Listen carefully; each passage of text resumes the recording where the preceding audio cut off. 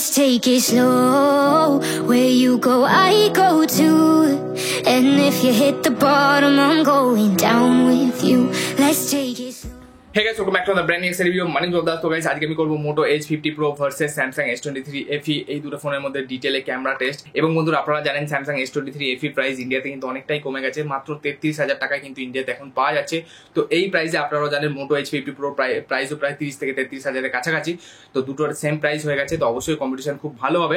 তো চলুন বন্ধুরা ভিডিওটা স্টার্ট করা যাক। বাকি ভিডিওটি স্টার্ট করার আগে একটা ছোট্ট কথা, বন্ধুরা চ্যানেলে নতুন হলে, আজকাল তো বাংলায় ফেক চ্যানেলে ভরে গেছে, বাট নিজের পয়সা দিয়ে ফোন কিনে অনেক বেশি মেহনত করে আমি কিন্তু প্রত্যেকটা ভিডিও বানাই। তো চ্যানেলে যদি নতুন হন অবশ্যই চ্যানেলটা কিন্তু সাবস্ক্রাইব করতেই হবে। সাবস্ক্রাইব করুন, আর কি করছেন আপনারা, এত ভালো ভালো কন্টেন্ট আপনাদের প্রোভাইড করছি। ওকে, তো যদি চ্যানেল নতুন হয়ে থাকেন অবশ্যই চ্যানেলটাকে সাবস্ক্রাইব করে নোটিফিকেশন বেল আইকনটা অন করে রাখবেন, আর লাইক কিন্তু একটা করতেই হবে। ওকে, তো চলুন বন্ধুরা ভিডিওটা এবার স্টার্ট করা যাক।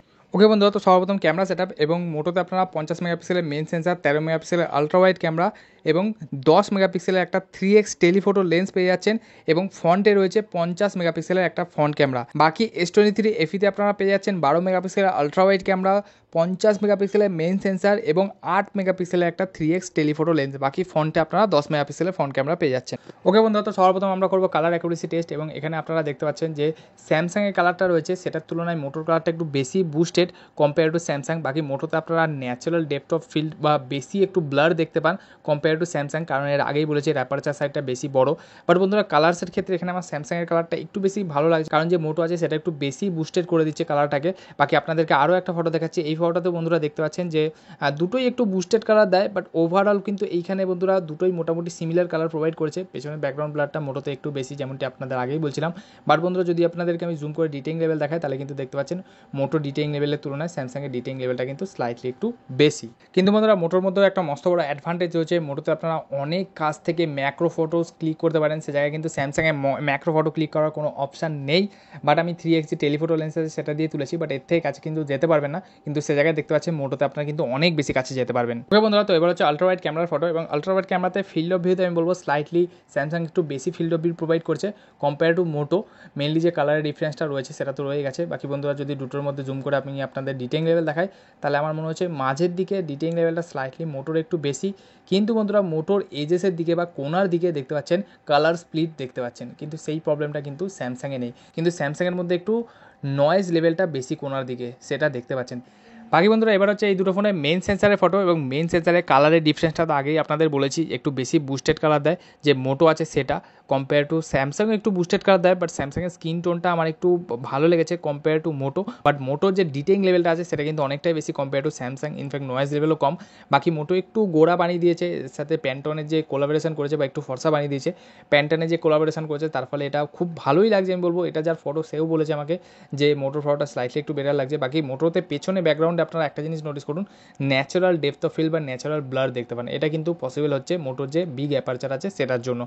বাকি এবার হচ্ছে বন্ধুরা এই দুটো ফোনে 3x লেন্সের ফটো, এবং এইখানে কিন্তু কালার্সের ক্ষেত্রে স্পেশালি যে স্কিন টোন আছে সেটা আমার স্যামসাংয়ের বেশি পছন্দ হয়েছে। বাট মোটোর একটু ওয়ার্ম টোন আপনারা বেশি দেখতে পাচ্ছেন, বা ইয়েলোইস ছাপ দেখতে পাচ্ছেন মোটোর ফোনে। বাট যদি বন্ধুরা আমি কথা বলি ডিটেইলিং লেভেলটা কিন্তু মোটোর আবার বেশি, যেহেতু এটা 8 মেগাপিক্সেলের অনেক পুরনো সেন্সার স্যামসাংয়ের, তার তুলনায় মোটো ভালো ডিটেইলিং লেভেল প্রোভাইড করছে। বাট কালার্সটা আমার অতটা বেশি ভালো লাগেনি। তো এবার হচ্ছে বন্ধুরা ডাইনামিক রেঞ্জ বা HDR টেস্ট, এবং এইখানে কিন্তু বন্ধুরা আমি অনেক নতুন জায়গায় গিয়ে এরকম চ্যালেঞ্জিং কন্ডিশনে আমি ক্যামেরা টেস্ট করি। তো অবশ্যই বন্ধুরা আপনাদের সাজেস্ট করবো, চ্যানেল নতুন হলে অবশ্যই চ্যানেলটাকে সাপোর্ট করবেন, কারণ ভালো জায়গায় ফটো তো সবাই তুলতে পারে, বাট এরকম এক্সট্রিম লেভেলের কন্ডিশনে যেখানে পেছন থেকে সূর্য আসছে এবং সামনে আমি মেন সাবজেক্টকে দাঁড় করিয়ে ফটোটা তুলেছি যাতে ফোনের এক্সট্রিম টেস্ট করা যায়। এবং এইখানে দেখতে পাচ্ছেন বন্ধুরা দুপুর 12টা একটা সময় তোলা ফটো, এবং পেছন দিকে দেখতে পাচ্ছেন সূর্যের প্রখর তেজ, এবং তার সামনে আমি মেন সাবজেক্টকে দাঁড় করিয়েছি। এবং সেই অনুযায়ী দেখতে গেলে যে মোটো আছে সেটা কিন্তু খুবই ভালো ডাইনামিক রেঞ্জ প্রোভাইড করেছে, যেমনটি দেখতে পাচ্ছেন হাইলাইটেড পোর্শনকে খুব ভালোভাবে হ্যান্ডেল করেছে মোটো। এবং সেই জায়গায় দেখতে পাচ্ছেন যে স্যামসাং আছে সেটা কিন্তু পুরোপুরি ব্লোন আউট বা পুরোপুরি সাদা করে দিয়েছে। দেখতে পাচ্ছেন মোটোতে মেঘগুলো ভালোভাবে দেখতে পাচ্ছেন আপনারা, এবং সে জায়গায় কিন্তু হাইলাইটেড অ্যান্ড শ্যাডোকে খুব ভালোভাবে মেনটেন করেছে যে মোটো আছে সেটা। ওকে গাইজ, তো এবার হচ্ছে এটা এই দুটো ফোনের পোর্ট্রেট ফটো এবং এটা হচ্ছে এই দুটো ফোনের 1x পোর্ট্রেট এবং HDR-এর ক্ষেত্রে আপনাদের আগেই বলেছি যে মোটোর HDR ক্যাপাবিলিটি অনেক বেশি বেটার। ওকে, যেমনটি বন্ধুরা দেখতে পাচ্ছেন। বাকি বন্ধুরা যদি আমি HDXN-এর কথা বলি তাহলে HDXN আমার মোটামুটি দুটোরই ভালো লেগেছে, বাট যে স্কিন টোনটা আছে সেটা একটু বেশি ফর্সা বানিয়ে দিচ্ছে মোটো, যেমনটি বন্ধুরা আপনারা দেখতে পাচ্ছেন। আপনাদের কোন স্কিন টোনটা বেশি ভালো লাগছে অবশ্যই আমাকে নিচে কমেন্ট করে জানাবেন। বাকি বন্ধুরা যদি আপনাদেরকে আমি 3x পোর্ট্রেট ফটো দেখাই, এইখানে কিন্তু বন্ধুরা মোটো এবং স্যামসাং দুটোই খুবই ভালো কাজ করেছে। বাকি দুটোর HDXN-ও খুবই ভালো, যেমনটি বন্ধুরা আপনারা দেখতে পাচ্ছেন। মেনলি যে পার্থক্যটা আছে সেটা হলো কালার এবং স্কিন টোনের ক্ষেত্রে। বাকি মোটোর ফটোটা একটু বেশি জুমড কম্পেয়ার টু স্যামসাং। এবং এখানে বন্ধুরা যদি আমি কথা বলি ডিটেইলিং লেভেলে, তাহলে আগেই বলেছি আমি স্যামসাংয়ের 8 মেগাপিক্সেলের অনেক পুরনো লেন্স টেলিফোটো লেন্সটা, সের তুলনায় কিন্তু মোটোর যে 10 মেগাপিক্সেলের যে টেলিফোটো লেন্সটা দিয়েছে সেটা অনেক বেশি বা অনেক ভালো ডিটেইলিং লেভেল প্রোভাইড করছে। জানি না কত ভালোভাবে বুঝতে পারবেন, আপলোড হওয়ার পর তো কোয়ালিটি লস হয়ে যায়। অবশ্যই আপনাদের সাজেস্ট করবো 1080p-তে ভিডিওটা দেখবেন। বাকি স্কিন টোনের ক্ষেত্রে আমি বলবো খুবই অ্যাকুরেট 3x পোর্ট্রেট লেন্সে যেমন ফর্সা টাইপের লাগছিল বা সাদা টাইপের একটু অ্যাড করেছিল, সেটা কিন্তু আর নেই। এটা দেখে আমার খুবই ভালো লাগলো। প্যান্টোনের যে কোলাবোরেশন হয়েছে সেটা কিন্তু খুব ভালোভাবে কাজ করেছে। তো বন্ধুরা এবার হচ্ছে সেলফি, এবং সেলফির ক্ষেত্রে দুটোই কিন্তু জাস্ট অসাধারণ। স্যামসাং 10 মেগাপিক্সেলের সেলফি দিলেও কিন্তু অসাধারণ সেলফি প্রোভাইড করছে। বাট বন্ধুরা ভিভোর যে স্কিন টোন আছে সেটা কিন্তু আমার স্লাইটলি একটু বেটার লাগছে। ওভারঅল যে স্কিনের যে কালার আছে সে জায়গায় স্যামসাংয়ের কালারটাও ভালো, খারাপ না। স্যামসাংয়ের ডিটেইলিং লেভেলটা স্কিনের একটু বেশি ভালো, একটু ফর্সা বানিয়েছে, যেটা কিন্তু অনেকেরই দেখতে ভালো লাগবে, বা একটু স্কিন স্মুথনেস অ্যাড করেছে যেটা কিন্তু অনেকের ভালোও লাগতে পারে। বাকি ডিটেইলিং লেভেলের ক্ষেত্রে দুটোরই জবাব নেই, অসাধারণ ডিটেইলিং লেভেল প্রোভাইড করে। দুটোতে আই অটো ফোকাস রয়েছে, তো ফোকাসও অন পয়েন্ট রয়েছে। তো আপনাদের কোন সেলফিটা বেশি ভালো লাগলো নিচে কমেন্ট করে জানাবেন। ওকে বন্ধুরা, তো এবার হচ্ছে নাইট মোড, এবং নাইট মোডের ক্ষেত্রে মোটোর যে বিগ অ্যাপারচার সেটার অ্যাডভান্টেজ কিন্তু মোটো পাচ্ছে। এবং এখানে র্যান্ডামলি আমি যদি যে কোনো জায়গায় জুম করি তাহলে আপনারা দেখতে পাচ্ছেন মোটোর ডিটেইলিং লেভেলটা কিন্তু অনেকটাই বেশি কম্পেয়ার টু স্যামসাং। তো ওভারঅল নাইট মোডের ক্ষেত্রে আমার কিন্তু মোটো বেশি ভালো লেগেছে, বা অবভিয়াসলি বেটার মোটো স্যামসাংয়ের থেকে। ওকে বন্ধুরা, তো এবার হচ্ছে 4K video quality test. 4K 30 FPS দুটো ফোনেই রেকর্ড হচ্ছে, বাট বন্ধুরা মোটোতে আমি দেখেছি ফ্রেম ড্রপ অথবা ফ্রেম স্কিপ করে। ওকে, মোটোতে 4K 30 FPS রেকর্ড করলে সে জায়গায় স্যামসাং কিন্তু খুবই স্টেবল ভিডিও রেকর্ড করছে। বাকি স্যামসাংয়ের কালার্সও আমার পছন্দ হয়েছে, স্টেবিলাইজেশনও বেটার। তো ওভারঅল 4K ভিডিওগ্রাফির ক্ষেত্রে পুরো ক্লিয়ার উইনার হয়ে যাচ্ছে স্যামসাং। মোটো কিন্তু অনেকটাই পিছিয়ে যাচ্ছে স্যামসাংয়ের থেকে ভিডিওগ্রাফির ক্ষেত্রে, 4K ভিডিওগ্রাফির ক্ষেত্রে। ওকে বন্ধুরা, তো এবার হচ্ছে সেলফি ভিডিওগ্রাফি, এবং একটা জিনিস আমার ভালো লাগলো, ফ্রন্ট ক্যামেরাতে আপনারা দুটো ফোনেই 4K-তে ভিডিও রেকর্ড করতে পারবেন।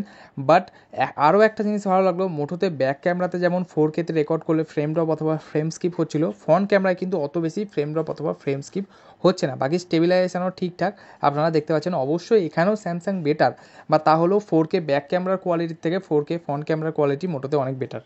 বাকি বন্ধুরা এবার হচ্ছে পোর্ট্রেট ভিডিওগ্রাফি, এবং এইখানে কিন্তু মস্ত বড় মোটোর মধ্যে একটা ডিসঅ্যাডভান্টেজ রয়েছে। আমি জানি না কেন দেয়নি, মোটোতে কিন্তু পোর্ট্রেট ভিডিওর অপশান নেই, সে জায়গায় স্যামসাংয়ে কিন্তু পোর্ট্রেট ভিডিওর অপশান রয়েছে। মোটো এজ 40 নিওতে দিয়েছিল, বাট 50 প্রোতে কেন দেয়নি আমি জানি না।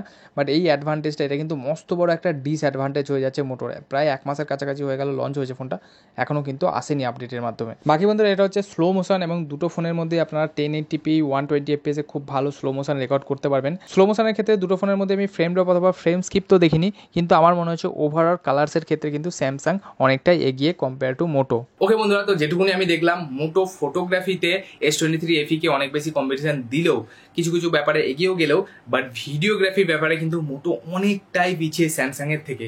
তো এই জিনিসটা দেখে, এবং আমি যদি একটা অলরাউন্ডার প্যাকেজ হিসাবে ধরি, এখন আজকাল অনেক লোকে ভিডিওজও বানায়, তো আপনারা যদি এই সেগমেন্টের মধ্যে 30 থেকে 35 হাজারের মধ্যে একটা ভালো ক্যামেরা ফোন চান, তাহলে এখনো আমি আপনাদেরকে স্যামসাং S23 FE রেকমেন্ড করবো, ভালো ক্যামেরা ফোন চাইলে। ওকে, বাকি বন্ধুরা কেমন লাগলো ভিডিওটা অবশ্যই নিচে কমেন্ট করে জানাবেন। আমি কিন্তু প্রত্যেকের কমেন্ট পড়ি এবং প্রত্যেকের কমেন্ট একদম বেছে বেছে রিপ্লাই করি, এমন কেউ বলতেই পারবে না যে কমেন্টে রিপ্লাই দিইনি। তো বাস বন্ধুরা, যদি চ্যানেল নতুন হয়ে থাকেন অবশ্যই চ্যানেলটাকে সাবস্ক্রাইব করে নেবেন।